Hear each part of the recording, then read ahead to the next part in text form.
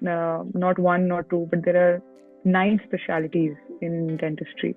So we can, according to our choice, according to our percentages or whatever we want to pursue in life further.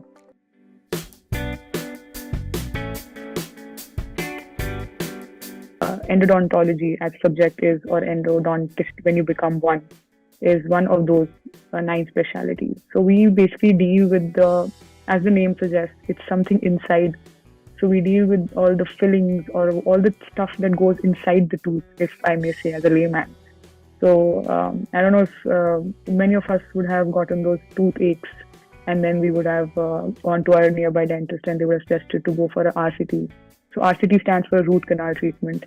So that's what an endodontist specializes in performing root canal treatments or RCTs and in filling your teeth up. So basically, after our 12th grade or after we finish our higher secondary education, we sit for entrance examinations, medical entrance examinations, and in which we have multiple options to go ahead with. If we get into medicine, which is called MBBS in India, or we can go for Bachelor's in Dental Surgery, which is called BDS in India. Apart from that, we have other allied health sciences courses also, which includes physiotherapy, Ayurveda. It totally depends on your personal choice and what you want to pursue in life. So yes, we basically sit for the same entrance examination, which nowadays has become a universal examination, at least in our country, which is just one exam. So it's a 5-year course, 4 years is of theory and practicals, and the final year is called internship year, where we just work on patients. That's it. There is no theory, there are no classes, there are no lectures.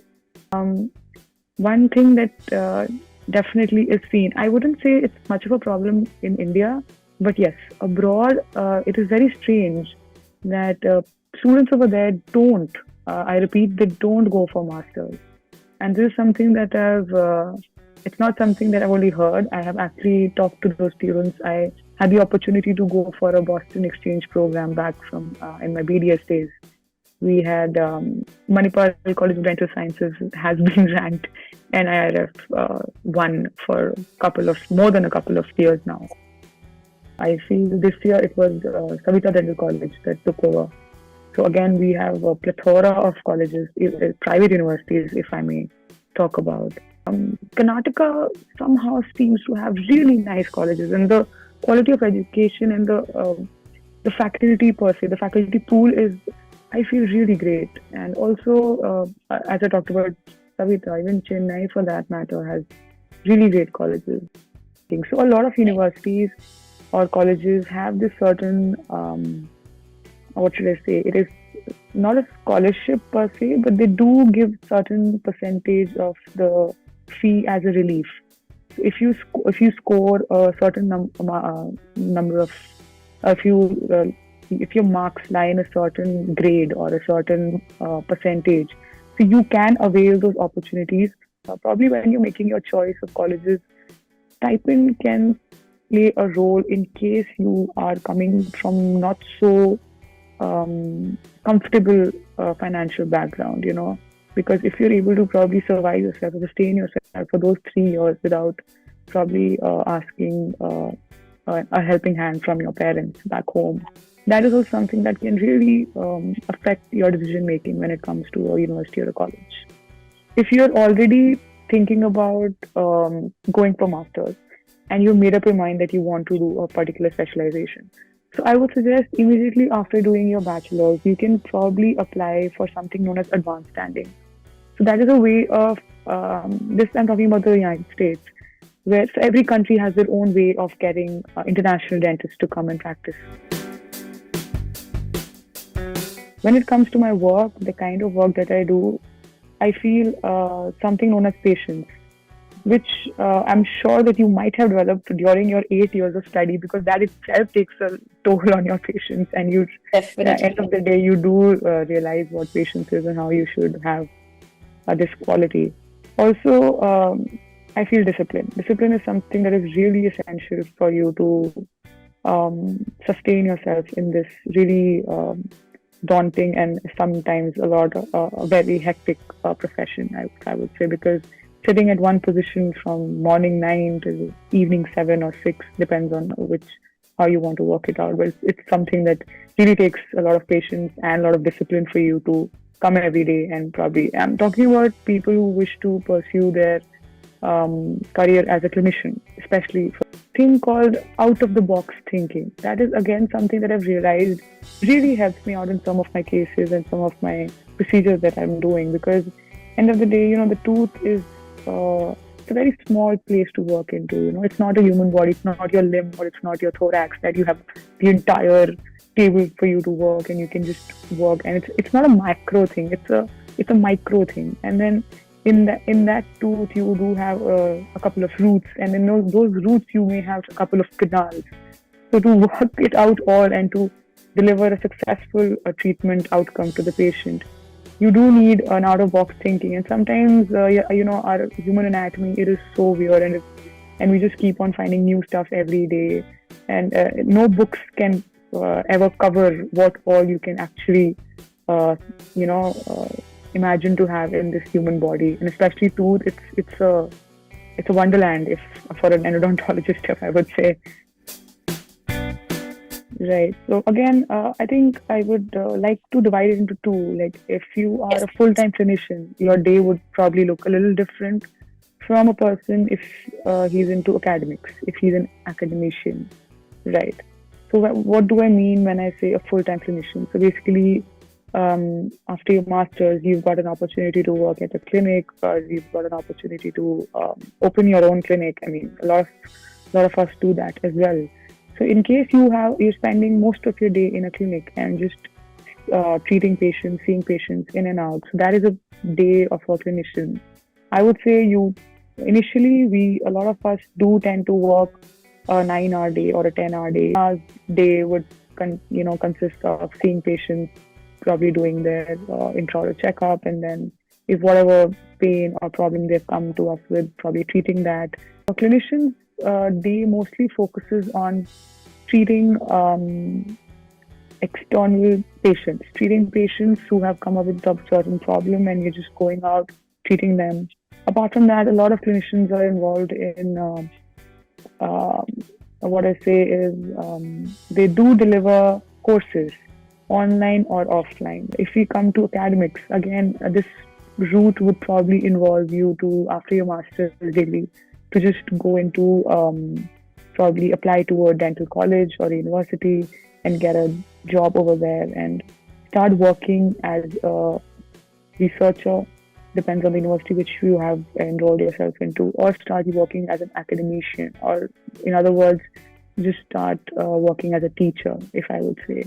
So that is a slightly different route where so mostly colleges work from 9 to 5. So it's a very 9 to 5 kind of a job.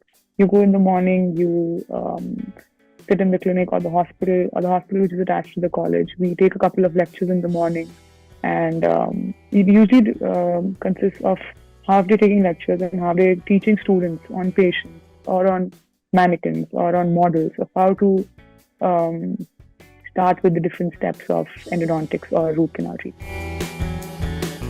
Already thinking about going for masters, and you made up your mind that you want to do a particular specialization. So I would suggest immediately after doing your bachelor's, you can probably apply for something known as advanced standing. So that is a way of this. I'm talking about the United States, where so every country has their own way of getting international dentists to come and practice. But in the United States per se is a country where you need to have at least some exposure to their education. You can't just clear their licensure exams, as they call it, or just clear the dental exams and be a recognized or a certified dentist. In the United States, you need to have 2 years of a course known as advanced standing. So this is basically meant only for international students, where these international students are absorbed in the program of DETS or DMD of the bachelor, basically the bachelor's program for their students, for the United States natives. So they tend to involve you in the last 2 years of their bachelor's degree. So in the first 2 years, so they consider that as an international dentist, you have the theoretical knowledge, but you probably don't really, you're not probably that aware of how it goes about when you treat patients in abroad in the States. So you start with the bachelor students already existing in the US in the third year. So third year and fourth year are sort of like you have to repeat your third and fourth year, if I would say, as Indians. Right. So you clear that advanced standing, then you give the licensure exam. So after that, you are certified dentist in their country. Now this has come up to 7 years now because 5 years you spent in India, then 2 years you spent in the United States. Now, if you feel like you still wish to pursue your residency, as they call it there, and we call it masters in India, then you have to apply or sit for their residency examinations. And once you apply for residency and you're selected, it's another 3 years. Okay. So that comes down to 5 years. So that is something that you need to work upon if you really, really want to be a specialist in the United States. And after that, again, you have their licensure examinations because that is something that is common for everyone, not just for international dentists. It's for them as well. From students, native students in the United States also have to give a final licensure examination towards the end of their degree, whether it be masters or it be bachelors. So again, that is one way of pursuing your specialization in abroad.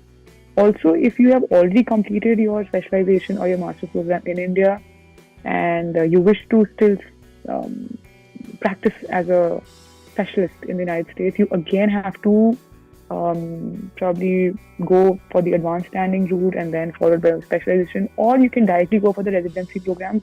Again, why do people don't go for the residency program? The main problem is it's a little too heavy on the pocket. Also, it's highly competitive. Not a lot of dentists go for PhD because they feel it doesn't add on to their clinical skill set, which is sort of true.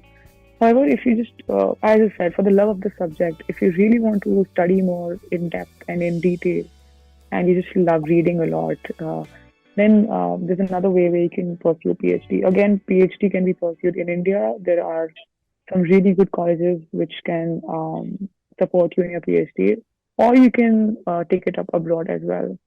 In India, sadly, the pay scale is not that great. This is another pushing factor why people go for masters, because the pay is not that great after bachelor's, especially if you don't want to set up your own practice. Then it just, I would say somewhere around, if you're lucky, you will probably get a bracket of 15 to 20K. And after masters, um, it again depends on how. One thing that I would like to suggest is to all the students who are planning to go for dentistry or are currently enrolled in courses such as BDS and MDS. Please maintain a record of your cases. That is something that will take you. I'm telling you, it will just take you way ahead of others.